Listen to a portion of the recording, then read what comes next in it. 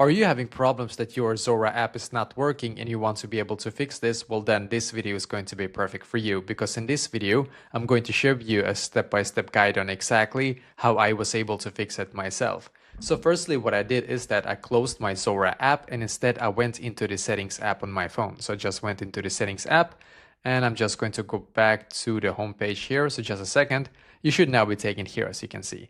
Now we're just going to scroll down, click on general in here. And as you can see, it should now take you to this page, which is perfect. Scroll down in here, click on storage, and then swipe like this until you can see the search bar up top. So click on search, search for Zora in here, and click on the Zora app. Now click on offload app, and once again click on offload app in here, as you can see, and then click on the reinstall app button.